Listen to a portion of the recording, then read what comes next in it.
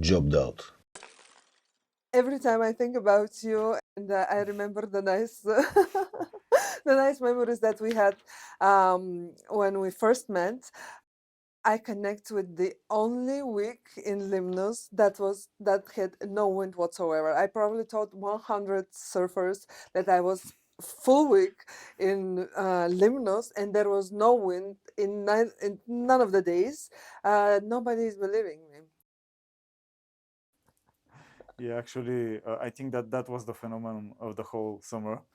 Unfortunately, we got the worst weather, but the best company, so it kind of balances itself out. That's true. We were a great company of two Greek men, one French woman, two Bulgarian women, one Bulgarian man who was Milko. And yeah, we had great fun. Definitely memories that I will never forget. And I love Limnos for that, but not for the lack of wind, for sure. So, what another memory that I always connect with you is how mesmerized we all the rest of the company were by your encyclopedia and knowledges and your responsibility. And this is why actually I wanted to speak with you because during the last episode, which was a really short one. I was telling the story behind me moving from engineering to psychology to coaching and to making this podcast, which is the moral behind the technology. And you represent a huge part of that, and a huge part of in the spectrum of the good examples. So every time I enjoy our conversations anyway. So the only difference now is that we are in front of camera. So I don't want to present you by nothing else than our story, but please present yourself and your path to here. And where are Okay, you? in terms of professional development, I have kind of vast experience hands-on managing development teams in IT industry, uh, mostly in delivery and engineering management, but I also touched a bit of product management as well. In regards to personal fields, I enjoy improving myself in all aspects possible, including sports, arts, nature, knowledge about science and stuff, and also technology, of course. In regards to the encyclopedic knowledge that you mentioned, I think that the last lecture that I just sent you is a kind of interesting one because it mentions the multidisciplinary approach to developing and thinking. Basically, it states that every aspect of life has some rules or examples that can be applied to a different field. It's not only in regards to inventions, but also in regards to principles, how economy principles work in humanitarian disciplines that are also nature related, and also, for example, how biology evolves similar to economy and stuff like that. So I think that if you want to feel good about your own, let's say, time in this earth, you need to spend it in a way that not only you enjoy, but you also feel responsible, and you feel that you're growing. And this growth is related to the encyclopedic knowledge that you mentioned. Yes, I remember you giving us full lectures with all sorts of points of view on different matters, like you love to do it, and there was not a bit of how can you not know that or something like that. You were pretty generous with all the stories that you were telling us, and this was really remarkable. The company was from people your age, which is what age are you now? 34. 34 to 50 plus, and we were all amazed by your knowledge. And another thing, you've mentioned that you've been managing a lot of people during your work life. What are the main principles that you always follow, and is this applicable in your work life as well? Yeah, definitely, it's applicable. In regards to managing people, I believe that if you want to have great success in this field, you need to be not thinking about yourself as a person above that team, but you need to be thinking a person below that team. If you're supporting that team and you're trying to push all the team members to grow, then you're in the right spot to manage those group of people. So if you want to succeed in that field, my best advice would be to make sure that everyone is feeling appreciated, feeling great about the work that they are doing, knows their contribution to the team and the goal, not only of the team, but also of the company, and try to improve all the weak points and explain to the people why and how they should grow in order to develop better skills and better communication, and also contribute to the mutual goal. So those principles are applied to life as well. So if you want to have a good relationship with people, you need to make sure that you're not trying to be better than them. You're trying to grow them into something better that they can be. This is kind of selfish motivation, because I actually feel great enjoyment and pride of helping people out. So it not only relates to my personal life, but to the professional one as well. As you were referring to the lecture that you sent me, everything is a system. So you're basically putting one principle, your spheres. But don't you feel like these principles are actually our main values, our core values that we're following? Kind of, yes. Not necessarily for all the people. Everyone is driven by different motivators. But in general, if you want to, let's say, have a generic understanding of life, maybe your not only life goals, but also life values are different than the other people's. And this relates to your professional approach as well. So I don't consider my truth to be truth for everyone, but I consider that I have taken up this approach and it's successful so far. And how do you communicate with people that have different approach? What is usually your basic reaction? Actually, in regards to not only management, but also communication in general, if you want to be successful, I believe that you first need to understand other people. By understanding other people does not necessarily mean know everything about them, but in general, try to evaluate what the motivators of the other persons are, how they are seeing life, how they are seeing this situation, what is their opinion about this topic that you're discussing, how they are opinionated about you as well. What additional knowledge they might have that you don't currently possess. So all those factors reflect on how they see the same topic that you're discussing with them. And if you want to have a better understanding of their point of view and their opinion, you need to make sure that you try to push yourself as much as possible in order to understand those factors. Speaking about the moral behind that, understanding those factors could be used in a couple of ways, in a manipulative way and non-manipulative way. And people are often really seduced by that, and this loses a lot of trust.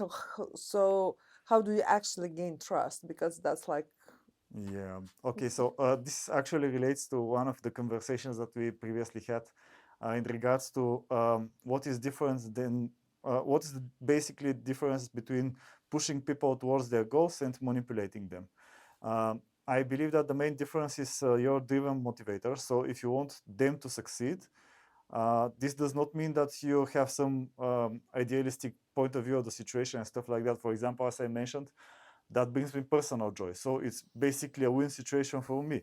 But seeing other people succeed, sometimes it might not reflect your personal goals. So this is kind of the situation that you're, let's say, manipulating them in regards to what you're trying to achieve with the situation and the approach with them and the communication.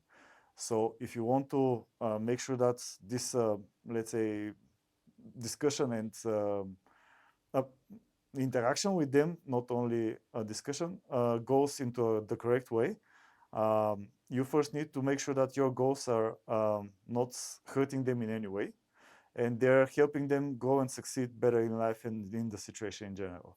So this, even if it's considered manipulation, to tell someone to do something, is not a bad thing for them necessarily if you're trying to achieve goal better for them. So what's the difference between manipulation and trying to grow people? what is it?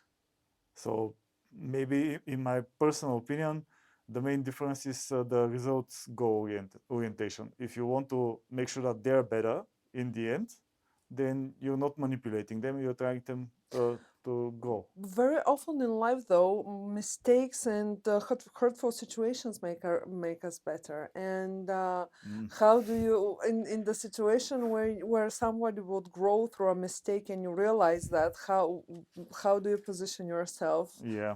So I consider that management is kind of parenting in some different aspect, because all those people are, I'm not saying that you're parent to them, but it's kind of related in regards to you're trying to teach some people to grow in life and be better people.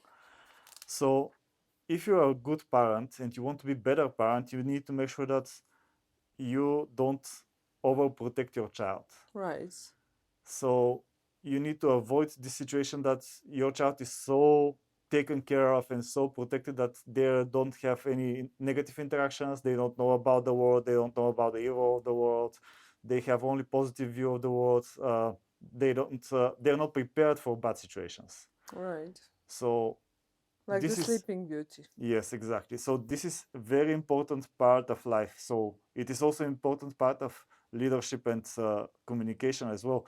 So if you want to make sure that someone is succeeding in life, they don't need to be uh, living in a jar, basically. Okay, right. But what if you're saying if someone is succeeding in life, they don't have to be. But what if someone is not succeeding, and the fastest is most productive way to actually grow is through a mistake that could be Exactly. really, emotionally bad for the person. Yes, yes, you're correct. So basically, some lessons in life need to be taken care of. Baby learns that you don't need to touch the flame because it's hot. When you first touch it and you feel how it's hot and you hurt yourself.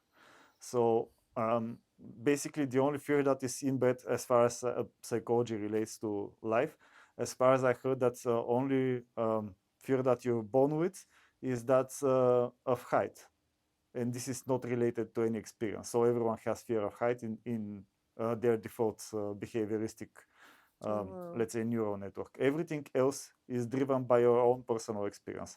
And because our personal experience relates to each other, and we're kind of similar in regards to we're all human beings, we're afraid of getting hurt, we're afraid of hurting ourselves, hurting other people, failing in life, all those sorts of generic fears that we all have, and those are because our society kind of brings us together. I don't say that every fear is the same, and for example, some people can train themselves to reflect, let's say, less emotional to different fears, but that does not mean that they need to, um, let's say, taken care of all the fears that they have. Some fears of losing stuff are stronger than the fear of getting, basically emotions related to losing parts of our life are stronger than emotions of trying to achieve more and getting more than we currently have. That's why, for example, people are struggling more to keep the money they have in regards to money instead of winning and earning more money and making more money in general. So this is not only related to money, but also to having items, having people, all those sorts of stuff. So you're fighting to protect your relationship with other people and keeping them in your life more than having the opportunity to get more people and new people in your life. And also this relates to fear, because if you're trying to explain fears and basically keep out of all the fears that you can currently have, is the same struggle. So you're struggling to keep your, let's say, miniature world, or the world as you understand it and live it, similar to what you're currently aware of. So if you want to make sure that people are succeeding, you need to make sure that they're aware that there, there's evil and malevolence in this world, and you're going to face them at some point, and this is part of the unknown, and you understand that those things exist and act accordingly, but you're not afraid of the unknown more. So you're trying to push more towards the aspect of getting new interactions, learning new skills, obtaining new knowledge, getting new experience, getting different point of view in regards to world factors and how do you live. Try to basically better yourself in any way. And this is related to also to managing people and fears, because you're trying to make sure that those people are aware that bad things exist, communication can go wrong, relationships can crumble and fall, and people can betray you. But those are natural fears that you can currently have, and they can happen, but it will not happen anyways. I mean, it will not happen very often. And also, the the better you understand people, the better you can explain to them that the fears that they currently have are just a part of their worldview. So you can try to push that towards a better point. Asked you and you presented yourself from a professional point of view is really interesting, but having that psychology, how is it connected by the other side of you, which is really interesting, your development in sports? Can you tell us more about that first of all, and Yeah. then let me know what is the connection between those two things, because there certainly is. Let me give you some overview of the background in regards to all your viewers. I started doing sports at very early age. I was bullied at school. I mean, the worst part of this experience. Had not so great childhood, and in order to, mm, let's say, overcome that, my father made the best possible advice. He signed me up for martial arts. I kept that running for 14 years, and this brought into my world the discipline and not only the physical part of martial arts, but also the mental one, because as we all have heard, the best samurai is the one that never brings up his sword. So you need to be very, very good at mental part in order to be good at martial arts as well. Because all the mentality in regards to struggles, hardship, training, respecting elders, respecting advanced people, trying to grow yourself into something better that you currently are, those are inherited, let's say, motivators from the martial art part of my background. And after that, because I moved to different sports and different activities, I think that everyone has a limited amount of time in this world, and I have decided that I'll try to accumulate as much knowledge, skills, and experience as possible. So if you restrict yourself to doing only one sport, you have very good understanding of that sport, very good understanding of that field, but you're also limiting your experience in some way. It doesn't matter what other experience you want to try, but if you want to achieve, let's say, better overview of the world,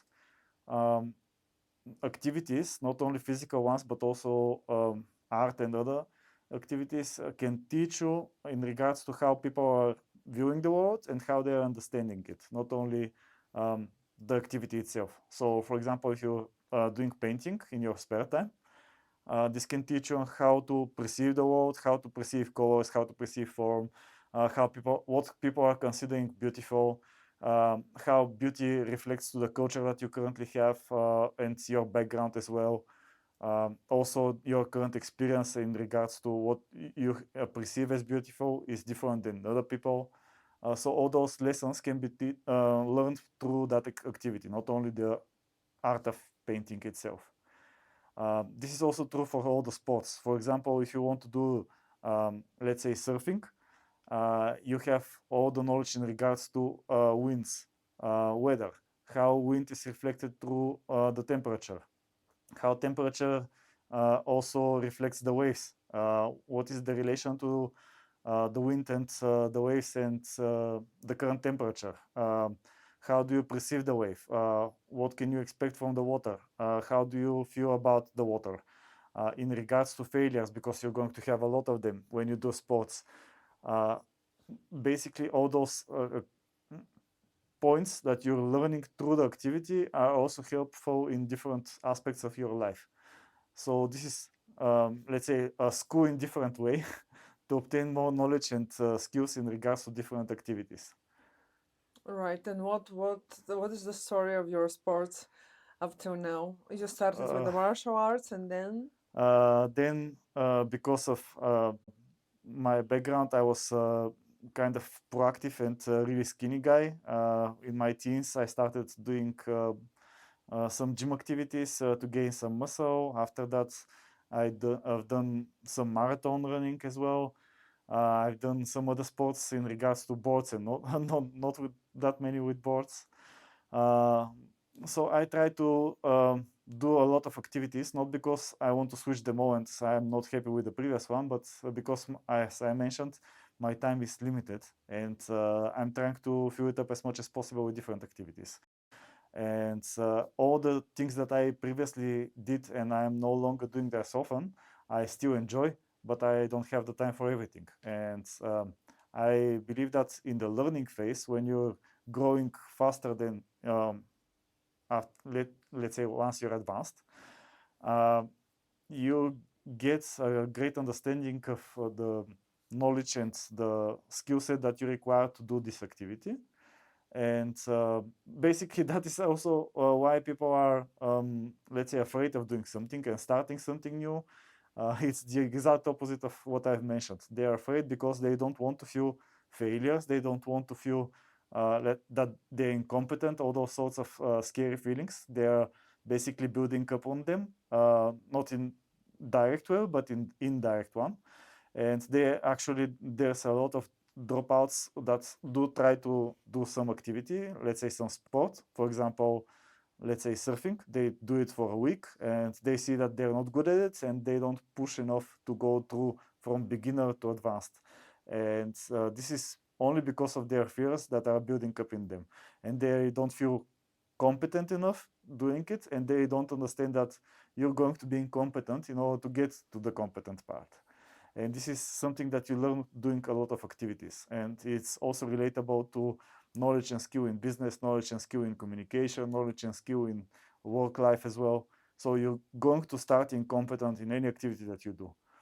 People are feeling very secure in regards to their career because they know that the knowledge and the experience that they accumulated during the years building up, and they're getting more and more competent, and they're going to have less and less experiences in that field that are going to make them feel insecure in some.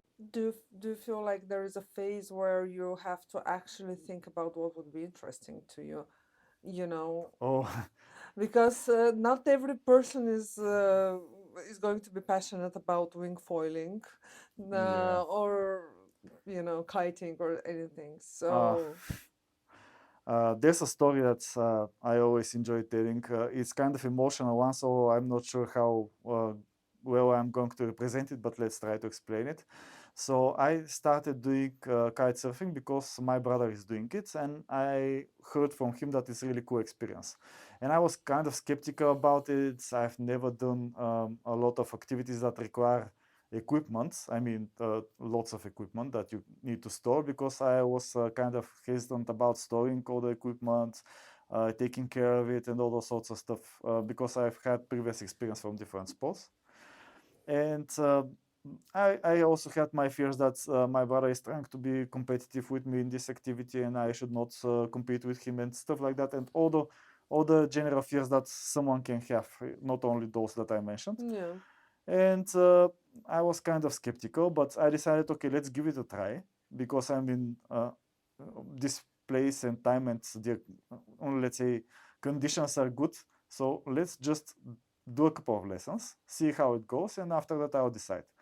On the second lesson, knew that I want to do that a lot more, right, and this is because the feeling that I had that when you feel the wind moving you, it's kind of giving you the perspective of life that you're kind of in significant point of view, that you're just a body left out in the mercy of nature, right. and you feel the water and the wind and the sun and The everything, and power. basically you're just a part of the whole universe. Yeah, And true. this was emotional experience that kept me doing surfing.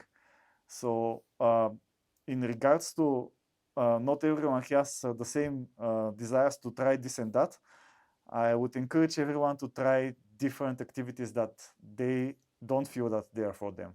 Just have a different perspective in life, push yourself beyond your boundaries of the knowledge, and not only the knowledge, but the security and the competency of your own box.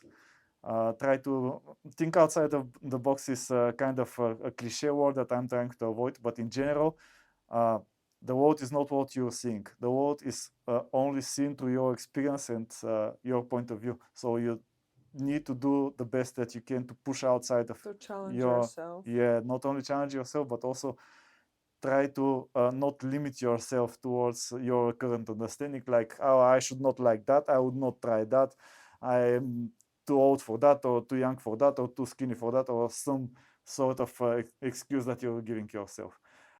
You can always try something new and find the joy in it without even expecting it. All right. Well, so from a very very skinny child that was bullied to what's the biggest success in martial arts? I've done a lot of tournaments, some of those I won. I am no longer training in martial arts because life turned out differently, and I did not have people to trade with, and I moved to location sometimes, so it's a different story. But in general, I enjoyed it a lot, and I would still enjoy it if I have the opportunity to do it. But in regards to success, I would say that I consider my greatest success that I am not feeling afraid or incompetent in regards to sports. I can try different activities in that field, and I have been doing gym for 23 years straight. Last 9 years I go every day, so it's not achievement in regards to achieving something like a goal, but I consider it a journey. And if you're still on the journey, that's Like, what's the journey though?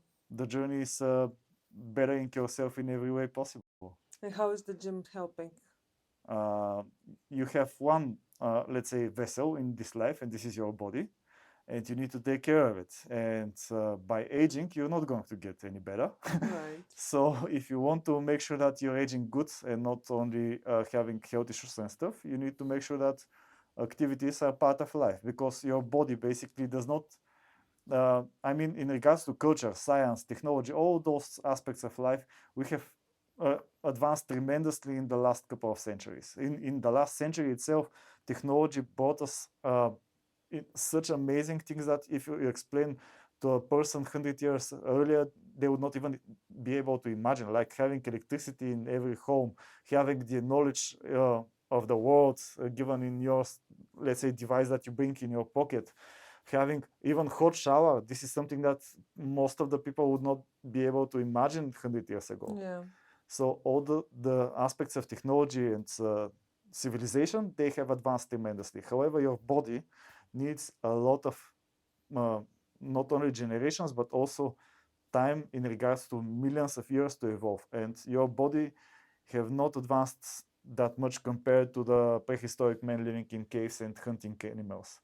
So you need to make sure that you're aware of that and you're taking good care of your body. It's not made to sit on a chair whole day and eat some pre-cooked foods and just heat it in the microwave. I'm not saying that this is a bad lifestyle, but it's not what your body meant to do. And you need to make sure that you're giving your body the best treatment possible. And what is the best treatment you're giving your body? Actually, like if you can put it in a daily program or weekly or something. Daily program is very different because um, you need to make sure that your goals and your current progress is kind of relatable to your current health situation, your previous experience, and the lifestyle that you're having. So I would not give generic advice in regards to training programs and stuff. But if you want to make sure that you're progressing and you're keeping good health of your body, you need to make sure that you have as much activities as possible without hurting your joints. So you need to balance out those stuff. Also, you need to make sure that you're not jumping into activity like, okay, I haven't done anything in regards to my body for the last 10 years, and tomorrow I'm starting the gym and I'll spend half the day in the gym, because this is going to be very disastrous for you. It's most likely going to end in hurting yourself instead of helping. But this means that you progressively increase load. So that's why gym is very good, let's say, example of taking good care of your body. because when you're doing sports, you also progress your load, but it's not that much visible in regards to having better load and having better intensity. So if you want to progress in general in gym, you increase the load and you increase the intensity, so shorten the breaks. Right. So that's how you're trying to progress. Right. You've helped a lot of people in the gym as well, not only as a manager in different companies. I am advising with you also because I have this program of mine, and when I try to move out of it, I usually do hurt myself, like what I did a couple of weeks ago. Uh, but you've mentioned about how you're taking care of the body. It's how where is what are you doing with the food? That's also important. Yeah, food is important, definitely, but you should not go to extremes, at least not in the beginning. If you're not professional athletes or you're not doing sport as your, let's say, uh, as your work, I would advise you not to go into, let's say, bodybuilder diets and stuff like that, that you have seen people doing it for professional needs and you're trying to apply it on your daily life. Uh, Not because you're not professional and they're training more than you and they have more experience, which is also true, but in general, the diets of athletes are not meant for a person that is not training for life, and that's why I would advise just to make sure that you're taking care of your body in regards to giving it at least amount of junk food. uh, you can consider yourself and your lifestyle in regards to what is least amount of junk food. And also you need to make sure that your calorie intake is taken care of. So taken care of does not mean that you struggle with calories, does not mean that you have excessive amount of calories. This is balance that is related to what amount of day you're spending in active activities like running or walking or going out for a walk with the dog and stuff like that, and what amount of your day you're spending sitting on a chair in front of a computer or stuff like that. So you need to make sure that you're balancing your calorie intake with the calorie outtake. It's like an equation. Yeah, it's very important for women in from hormonal perspective as well. But basically, if we take less than 1,000 calories a day, it's really dangerous for our Yeah. hormonal balance. So especially after a certain age, it's crucial. So you're full of advices and all those topics, but I want to also touch base on how you're taking care of your mind. That's really interesting part Mm. of me because everybody's fascinated by your mind. I'm not. I'm as a girl. I would say we're fascinated by your body, but also when you start speaking, it's worth listening to you. Thank you. So, in regards to taking care of your minds, I would say that it's also related to the same principle. So, you're trying to better yourself in any way possible. Lots of people are thinking that, unfortunately, their view of the world is that they go to school, they go to university, and the learning is over. And this is heartbreaking for me because you're limiting yourself. You have at least 5 times of that amount of time after school and university uh, in your life after that, and you can spend that time growing yourself any way possible in regards to new skills, new knowledge in regards to the world. So anything that is interesting for you is making you feel amazing, learning new stuff, and you need to push towards that. Also, it's good to make sure that your mind in regards to a machine that is basically a machine in regards to principles is taken good care of. And this means that you're not overstressing yourself in regards to learning, you're not overstressing yourself in regards to problems, and you're trying to understand yourself and your weaknesses as well. Because people are trying to focus on the positive part of their own behavioral, um, also not only behavioral traits, but also the positive part of their life, and they're trying to ignore the bad parts. And everyone has bad parts, everyone has negative emotions, negative experiences, stuff like that. So you need to make sure that you analyze those, take them apart as much as possible, don't let them scare you. And when you take them apart, you understand that some of the parts are some things that you can take care of. Others are things that you just need to live with and learn to live with. And this analyzing of your negative emotions as well and negative experiences helps you grow yourself. So you're trying to push yourself towards every aspect possible in regards to knowledge, but also in regards to emotion. You're trying to better yourself and understand, okay, I reacted negatively in this situation because, and I'm trying to understand the because. I'm not focusing on the result. I'm not trying to punish myself because I acted negatively or out of spite or something like that. I'm trying to teach myself not to do it again in the next similar situation. So this is kind of mental martial arts that you're trying to train. If you don't have these qualities, how would you say you have to start focusing on those, on seeing your life through the negative experience? A lot of psychiatrists, including Jordan Peterson, is talking about that, about his clients that are struggling with that, and but they don't have the view. And actually, very often the view comes from person that is able to listen to you. Yeah, some people reflect themselves in other better than others. So it depends on what you're.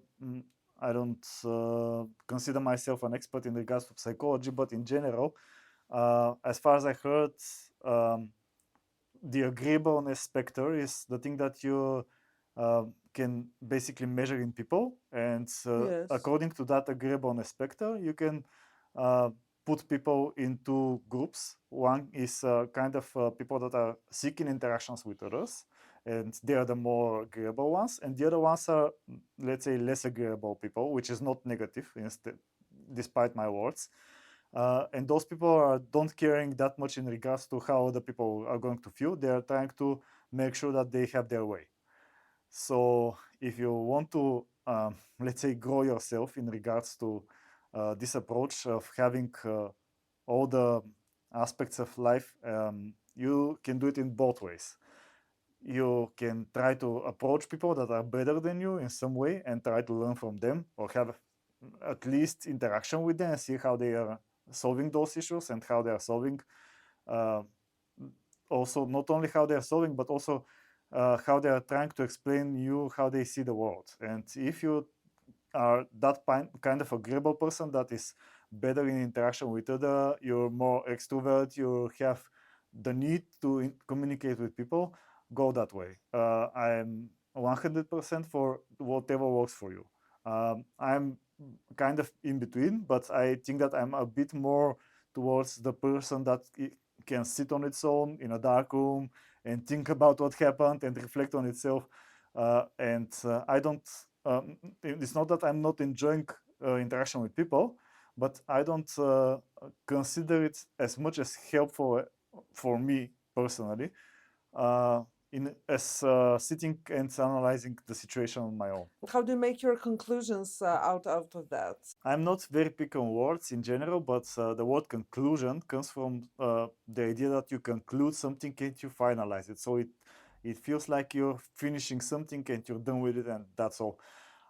And which is kind of strange for me because you can only analyze the current situation compared to your current experience. So if you Right. go back to the same situation 10 years after that, you might have a new learning from that same Exactly. experience. Exactly. So I would try to avoid concluding towards what happened. I would give that speech to myself that, okay, those are the lessons that you can try to learn right now. This is what happened in regards to objectively understanding the situation, not only emotionally. Those were all your emotions. They were reflected because of this and that. You can try to understand yourself and try to understand your motivators as well, which is kind of really important. Because if you want to understand yourself better, you need to make sure what's driving you forward.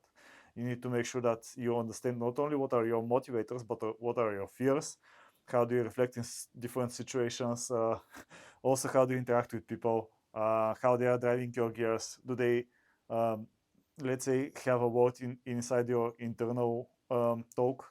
Do you keep them close enough to take opinion of them, or close enough to basically learn from them? but are they also reflecting your emotions as well?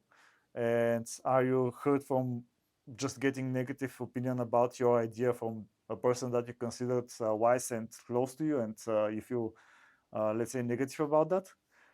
Those are experiences that relate to how do you perceive the situation. Again, if you're someone, and it's fascinating to me because people like you is, and also for me it's hard to understand, but there are literally people that never ever thought that um, they can look towards themselves. We live in this victim mentality society that everybody else is to blame. So I'm thinking there how many people will not even understand what you're talking about just because their focus is on how am I the innocent victim of every circumstances that surrounds my life ever since I'm born. And I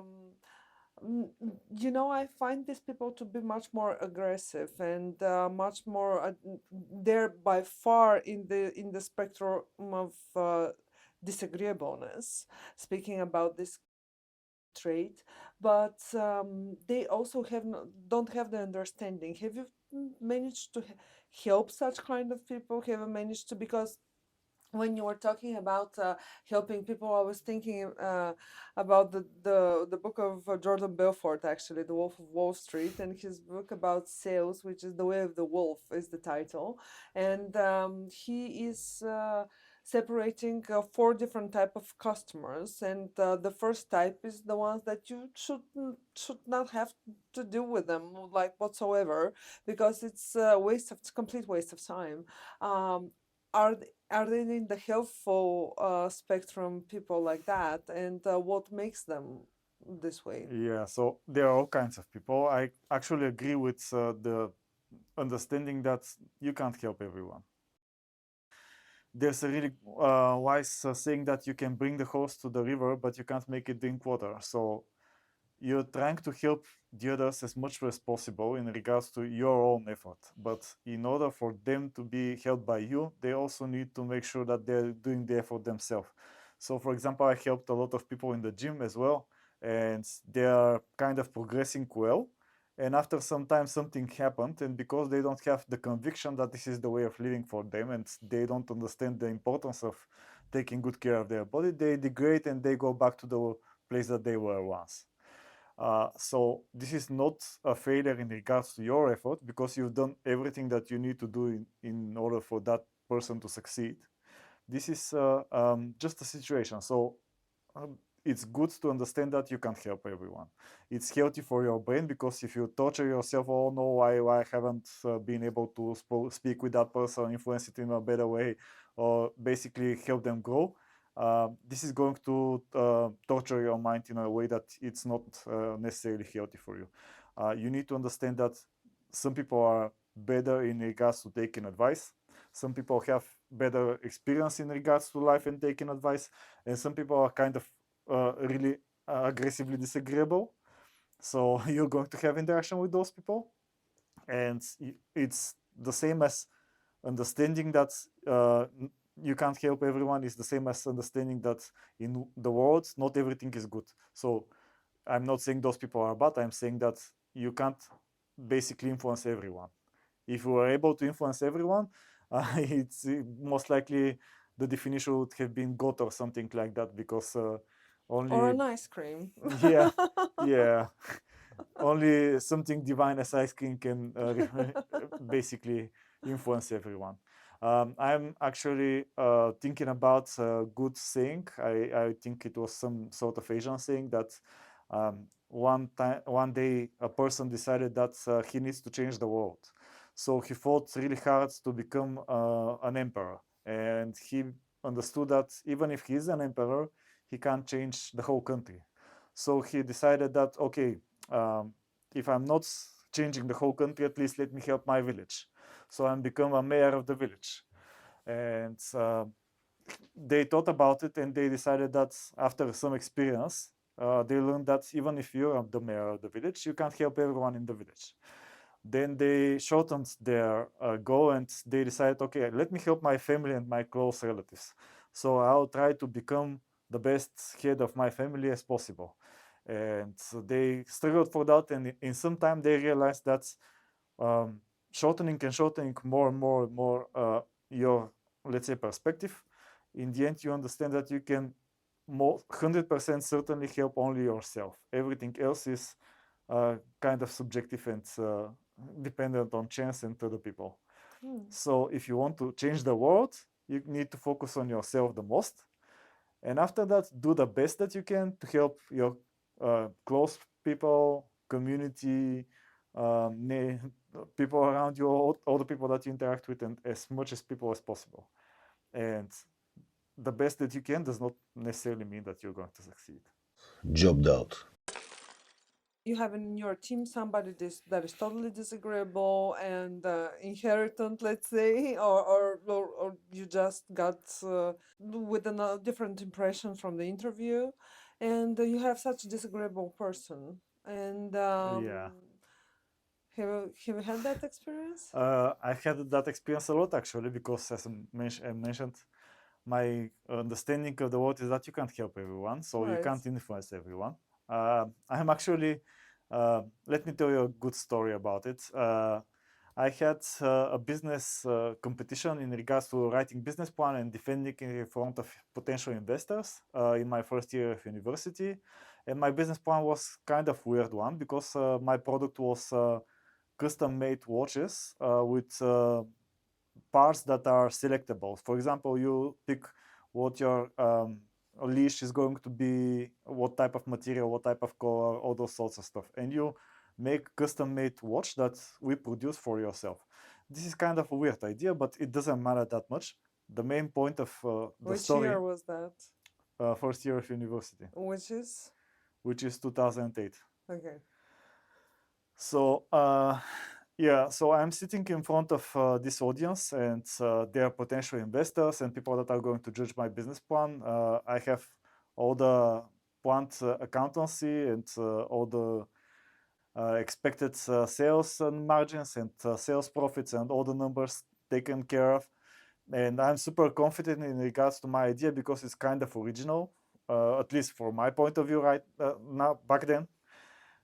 And the main person from the committee that are evaluating the ideas is kind of expressing negative emotions and behavior towards me and trying to provoke me in any way possible. And I'm explaining that my idea, because they were kind of picky about pricing, because I said that this is kind of a luxury item. That's why I'm pricing it this way. I'm pricing it kind of higher compared to competition, because it's custom made. Also, not many companies are producing similar products, and not all of them are actually having the opportunity to make a custom watch. And this person in the committee is trying to say to me that basically they are not going. I'm trying to explain that everyone that wants to have a watch wants to express to have the watch express it himself or the character Right. that he wants to. And yeah, Individualized. basically that was my selling point. But Right. he was kind of negative about it, and he said something like, "Okay, but I don't want to do that." And I looked him straight in the eyes, and I said in front of the whole audience, "Okay, then you're not part of my target audience. That's all." And I believe that that won me the competition, because I was super confident about what people you can sell to and what people you can't sell to. And selling ideas, selling knowledge is part of selling. So selling is kind of a general term. You're not Right. always selling in regards to business. You're trying to sell your ideas when you have conversation with Yeah. different people. Yeah. And also selling yourself. For example, going to a job interview, that's basically selling your skills. Also introducing yourself to new person that you want to impress, that's also selling yourself in some different aspect. So basically you need to understand that you can't sell to anyone. If you, But you have to manage that person. yeah, yeah, They are your subordinates. You have to. So you should sell them something. yeah. So they can work in alignment with the common goal, etc. Yeah, so basically in regards to, let's say, managing a person that is negative in regards to communicating with you and all those sorts of stuff, that things happen. It's not an impossible situation. That actually happens sometimes.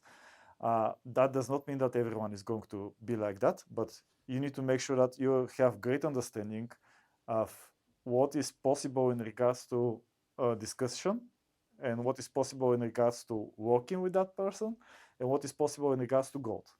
You should not put very high goals towards your communication with that person because you basically going to invest a lot of effort that is not going to have great return. Right. Which is kind of important to keep your efforts not at minimum, but as, let's say, Aligned with the aligned with realistic yeah, expectations. Right. exactly, and the goals that you're going to achieve. Right. So if you want to manage such a person, first you need to understand that, okay, you're not going to go towards the best possible communication that you can have in your work.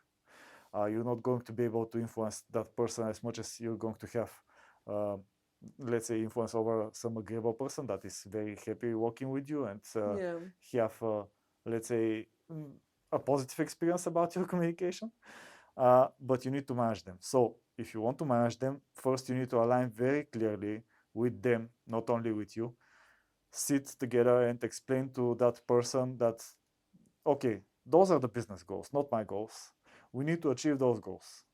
In order to achieve those goals, I need to take care of that role, which is kind of leading the team and helping them go and making sure that everyone is doing their part. And your part is that. And I am expecting this and that and this and that of you. And this is not negative statement. This is alignment of the expectations. So basically, you're trying to push them to understand what their part of the whole machine is. And you're trying to minimize the impact in regards to emotions with the communication with them. So you're trying to, let's say, formalize your opinion about them and trying to keep it as professional as possible. So solving this issue is basically solving the issue of making sure that this person understands what your role is, what your contribution is, what their role is, what their contribution is, and how those interact with each other. And you keep the interactions towards this understanding. Life is not that straightforward. So the victim mentality will come up in one way or another at some point, and usually it comes at a point that is really hectic, like for everybody, and it's the last moment you would want something like that. So first, the victim mentality. The victim mentality is something that everyone struggles with different, let's say, amounts. So if you want to have your whole aspect and your whole basically personality be represented by you're a victim, this is kind of popular nowadays, unfortunately. Right. But you can still do that. And what would that bring you in your life? This is going to only making sure that you're feeling miserable all the time because this is part of your character. Right.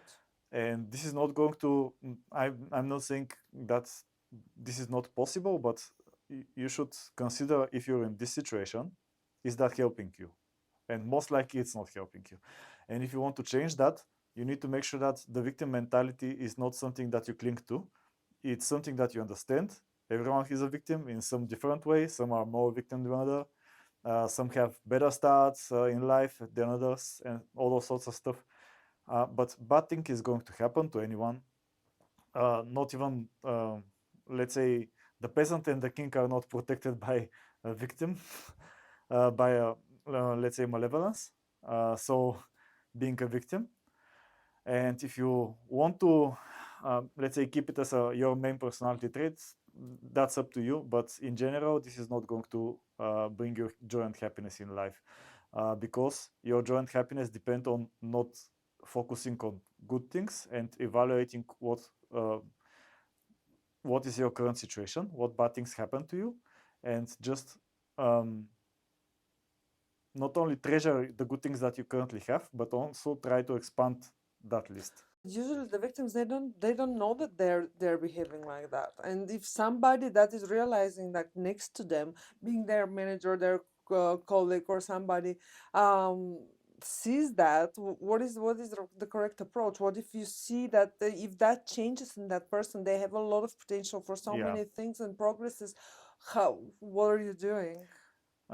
Communication and influence in other people is very subjective, so you need to make sure that you're understanding the person really good, because some people are let's say more susceptible to uh, having the things written in front of them and having it straight to the face, instead of other people that are more, let's say, hurt by direct interactions, and they will not reflect very good if you sit in front of them and say, okay, you're my really good friends, we've known each other for 20 years, and I want to tell you that you're currently in a bad situation because you're thinking this and that, and I think that this is not helping you. Some people are going to reflect good on that, but not everyone. So you need to make sure that in regards to communication, you're knowing what type of communication is good for the other person, not for you.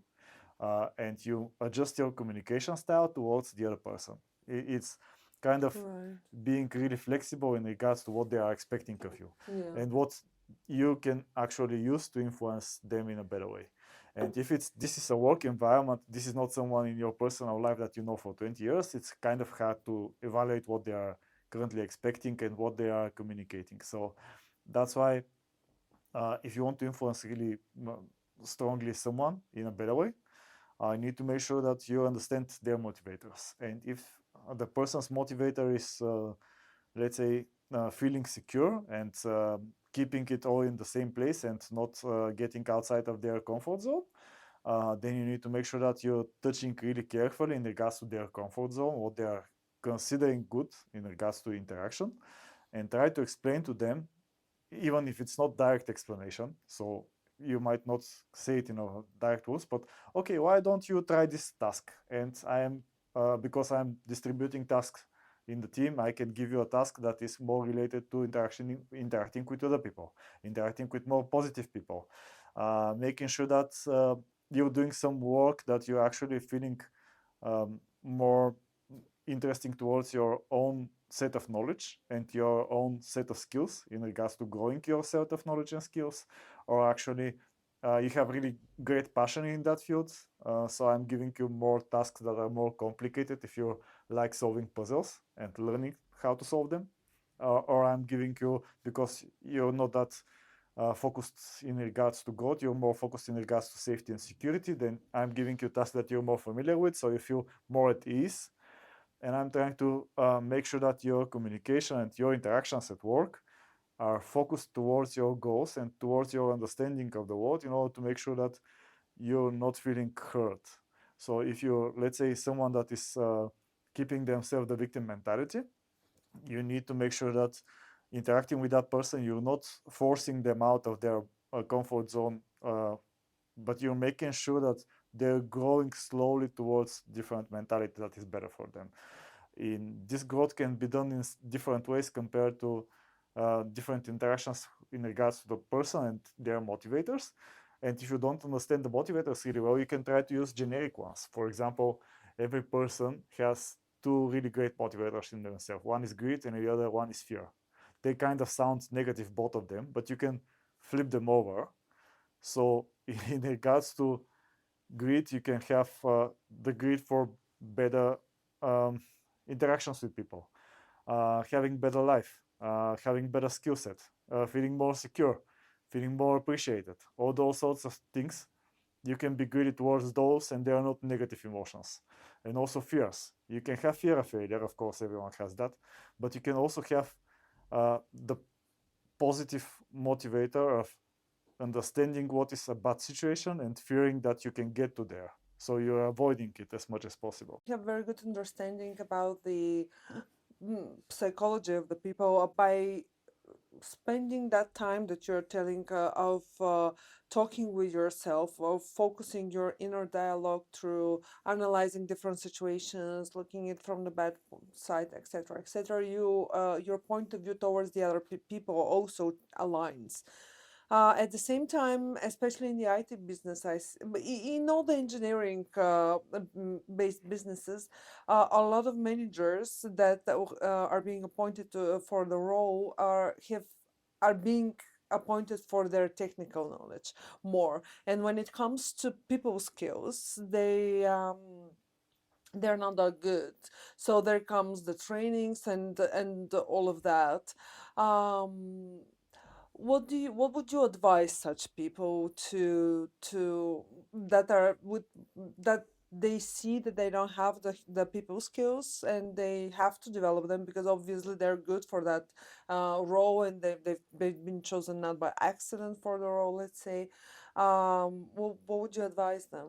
Yeah, so if you're in a leadership position in a company that is related to engineering or some basically technical field of work that all the people that you're managing or you're related to in work are very knowledgeable, you would definitely need to have both aspects if you're trying to have leadership role in that company. So you need to make sure that your technical skills are up to date. I started coding when I was in high school, and all those are not, uh, let's say, more important than the soft skills. So if you're lacking one or the other, you need to make sure that you're compensating what you're lacking of. By compensating, I mean trying to grow yourself as much as possible, but also trying to find people that are better at the thing that you're lacking of and learning from them. So I'm not saying about mentors and stuff. I'm not saying that you need to do it in a formal way. You can just do regular conversations with a peer colleague that has more experience in that field and has better understanding of the soft skills.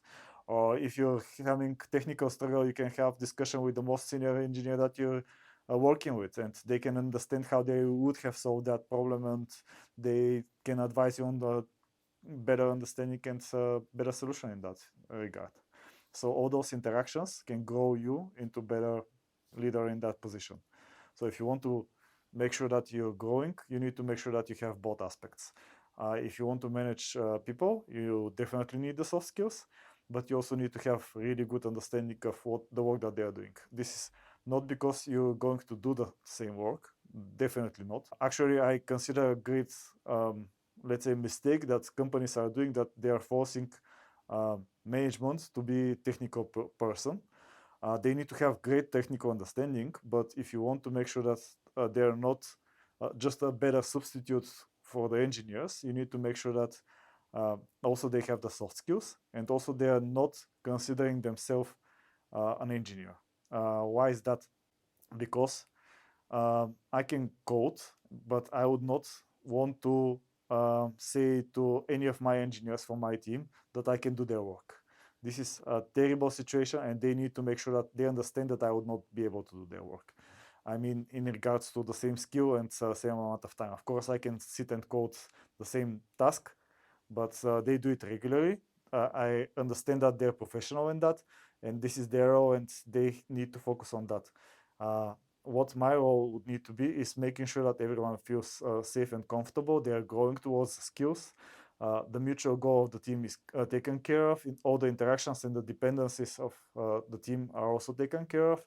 All the risks are measured, and they're also taken care of in advance. They're not, let's say, risk events that are just occurring and we're reflecting to them.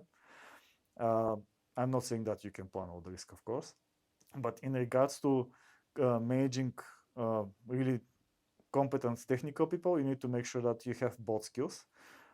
One for technical skills first, to understand what they are doing and have the great communication of what you need to have in regards to understanding their work in detail. But also you need to make sure that you have all the soft skills, to make sure that you can read the person's behavior. You need to understand why they are reflecting that behavior into their work, how that reflects the interactions with the team members that they're having, what team members are better suited to work with them in regards to pairing them in a similar task or interactions with different tasks. All those sorts of micro readings of the people are soft skills that you need to acquire in order to make sure that you're a good leader. Right. And the even more difficult part with you comes from the fact that it's not only multi characters that you were managing, also cross-cultural. So how did that comes as Yeah. So as a bonus? if you work in an international environment, you're most likely going to interact with different people from different cultures, not only the backgrounds, but also working in this is kind of advantage because you have different set of views, different mentalities.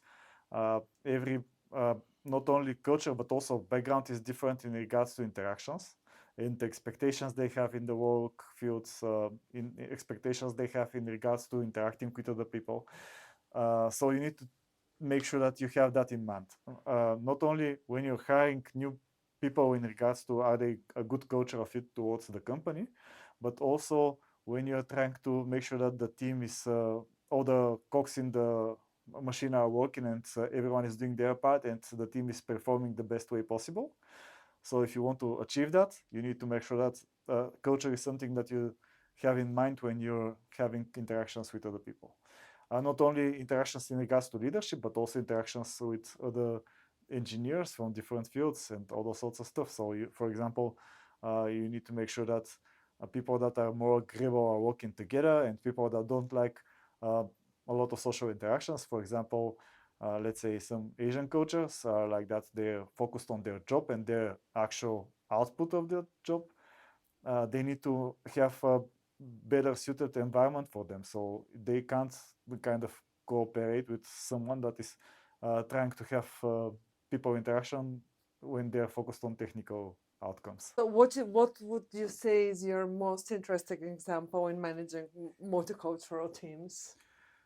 I've been in a lot of situations that were kind of a roller coaster from different cultures. It was kind of interesting to have clients in Asia starting really early in our morning.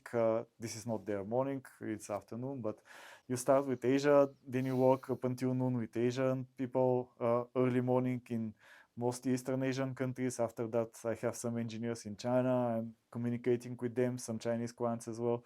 After that, I go to India. Indian clients, Indian developers. I go after that in Middle Eastern clients.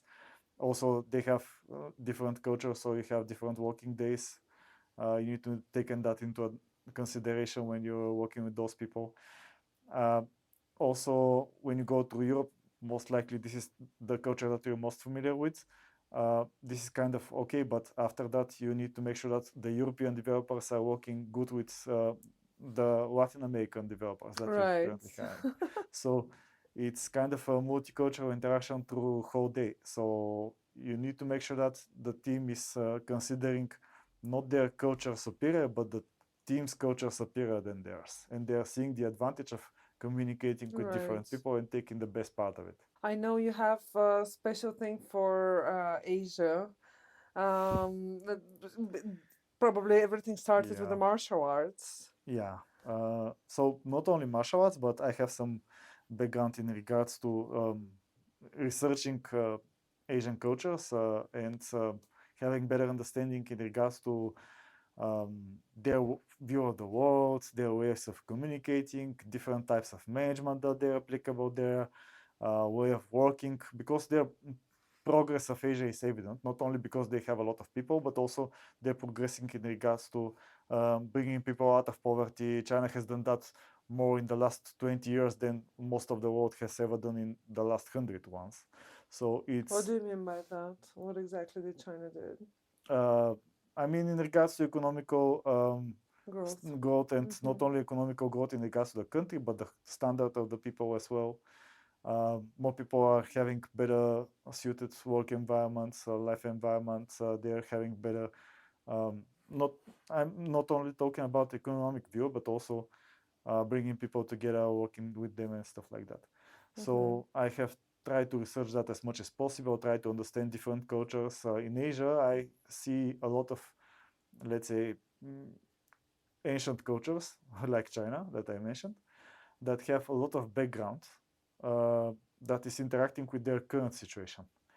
And we live in the Balkans. In the Balkans, a lot of the countries also have, let's say, mutual story, not all the time positive. But it's kind of a funny one because in the end, once you start interacting with other neighboring countries, you here understand that you're most likely closer to them more than you have ever expected. Right. And you're also different in some other ways, but you also kind of have mutual understanding. And you, when you go, let's say, furthest possible from your home culture, like East Asia, you have some different understanding of the world, some different social behaviors that are acceptable and not acceptable. People are getting more quiet. They're not as loud as here in Southern Europe and stuff like that. So this is part of the communication, part of the culture, and part of the background that they currently have. So it's kind of interesting and amazing for me to understand how you can interact in the best possible with all the cultures and what is the historical and economical and behavioral traits that brought this culture together. Right. For better understanding Yeah. with respect to the heritage that everybody has, right? So if you are to apply this philosophy of yours that you have to have a better understanding of the code and respect for the culture of the other person rather than yourself when you're in communication with somebody else, where in which other spheres of life do you find it applicable in a way that could be helpful and progressive? I think that actually not only interacting with people, because of course when you interact with people that are from different cultures, you need to make sure that you're applying the same principles. Mm-hmm. Because as much as possible, you need to make sure that you're understandable of their culture, because your culture is brought with you and with your understanding of the world. So it's not that hard to making sure that your culture is respected. But in general, if you're not only in communicating with people, but if you're trying to solve a complex, let's say, situation that you're currently having, you can also try to go through the knowledge of the world, find a culture that had different, let's say, aspect of this problem that you're currently having, and see how the solutions have been applied there, and try to apply them compared to your culture and modify the solution. For example, in the US, they have a lot of successful business examples. Right. A lot of people are reading about those, not because we're all living in the US, but those examples are applicable towards different cultures if you try to modify them in the prism of your own culture. So you can have the good experiences of different cultures and try to modify them and basically use parts of them that are applicable to the success of your culture. There's a beauty of globalization, actually. So there are a lot of downfalls from this perspective, but that's one thing that we can all aim for, and also in terms of the development of the technologies, that's a beautiful thing that we can all and people should look for. It's interesting that we've passed through how you're feeding your mind and managing people, trying to help people navigate through their thought process. We've passed through how you're through the martial arts. We started with the mind and the philosophy and went through to the body. But how do you actually take care of your soul and of your spirit? So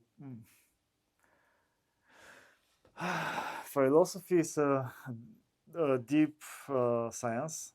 Basically, you need to define what soul and spirit is. Right. So how do you understand that? But let's say that you have a husk of emotions that are bringing yourself together. I don't put label on that, so you can consider it a soul, consider it yourself, or whatever. So if can we go with Avicenna, who said that imagine that you're hanging somewhere in the darkest place, and you're hanging so that you cannot feel where you're hanging from and what are you hanging from. You see absolutely nothing, you feel absolutely nothing, but you know that you are and you exist. So let's say that's the soul we're talking about, the spirit, that what drives you, what makes you search for different experiences in life. That's kind of a relatable experience for me because I've done some free diving, and if you go really deep, the water starts getting so darker that you see dark blue everywhere. There's no up, there's no down, there's no left, there's no right. Right, right. But So you still know that you're there and you are yeah, and you exist. yeah, So that's the spirit, and that's yeah. yeah. So that's kind of yourself. So I don't know if you define that as a spirit, but you live yourself through your own experiences and emotions. So this is what are you? What what you call yourself you is a sum of all the emotions, all the experiences, and all the thoughts that you currently had and previously had. Right, So this brings your own self together and keeps it like that. right. So if you want to, uh, let's Take a say, good care. yeah, let's say that you want to make sure that you have the best possible self, you need to have your priorities straightened up. So first, you need to understand what you want to have more of in your life, what you want to have less of in your life, and restrict basically, and try to focus on those. So try to have as much as possible positive emotions in regards to positive experiences what you're having, positive interactions with people that you're considering positive. I'm not saying that this is a generic term. Right, And try to limit the negative ones as much as possible, but not, as I mentioned, not restricting yourself and living only in your comfort zone, but understanding, okay, negative things are going to happen. You just analyze them objectively, not subjectively, because you try to keep emotions as much as further away as possible from the negative experience. And you try to understand yourself better and better. So you not have 100% complete understanding of yourself, even if you try to reflect yourself, let's say, for 100 of years. Because your knowledge towards yourself is also limited. This is something that you can expand of according to different behaviors that you see, different new skills that you learn, more experience that you acquire, and all those sorts of stuff. So if you want to, let's say, taking good care of yourself, you need to make sure that your mind is in a good place, you're focusing on the good experiences, you understand the bad ones, you take on the lessons of, because as I think that I saw it as a Dalai Lama quote, but I'm not 100% sure that if you lose, you should not lose the lesson. That's the most important part. And the right, negative experiences, you need to more focus on not having negative experience, but having good lessons. right. This is a positive view of whatever you have had in your life. But to get a little bit more practical, accept what the Dalai Lama is saying. What is your personal care of your spirit? What books do you read? What is your focus? What Yeah, subject you follow on yeah. what medias? So medias, I try to limit as much as possible the common media. So TV, newspapers, websites, and stuff like that. I try to limit as much as possible. I try to be really focused towards what information brings. Um, Basically, I spend acquiring in life. So you're not trying to just turn on the TV and look at for a channel that is kind of interesting for you, because this is going to limit your perspective of the world. I'm not saying that it's a bad aspect, but this is just my approach of life.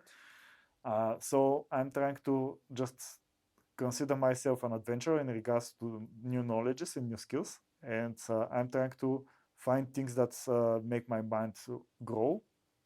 So that's why I'm interested in philosophy, economy, personal, let's say, personal growth, uh, all the sports that I mentioned, all the sciences. I am also really passionate about technology.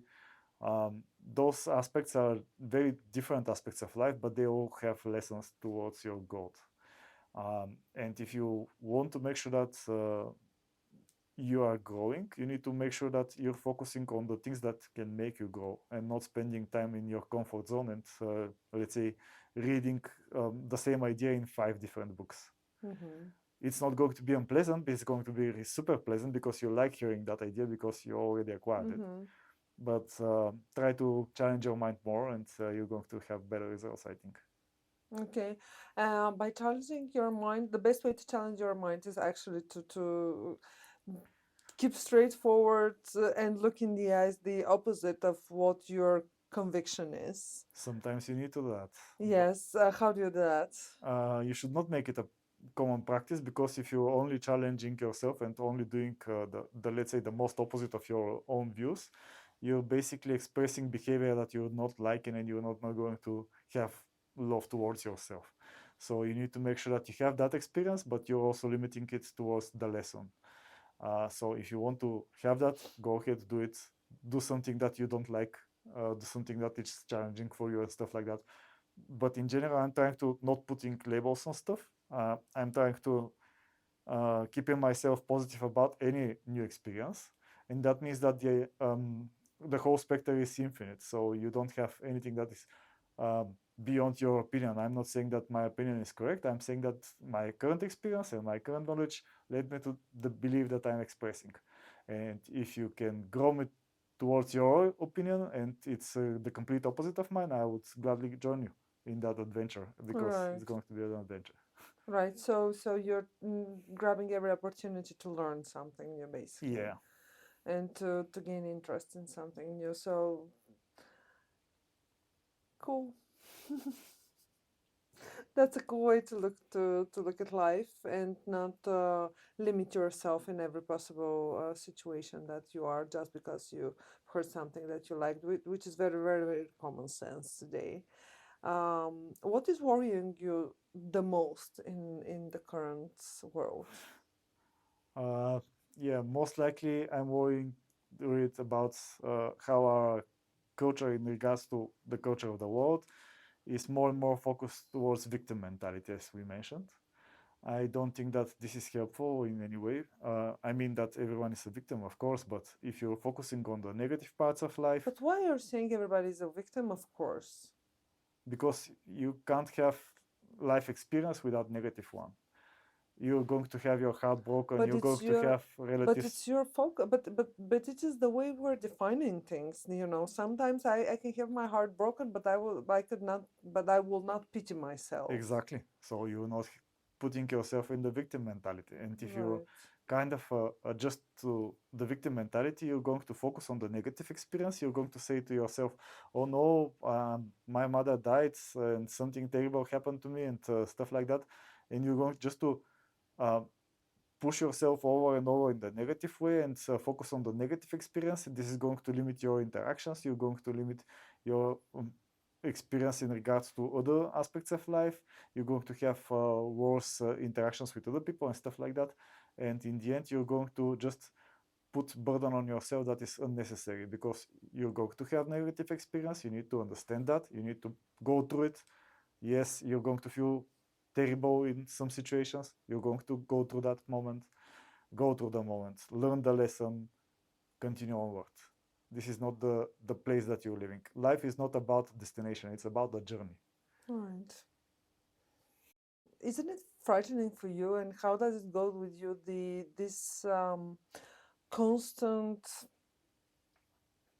restriction of the free will that comes from the West.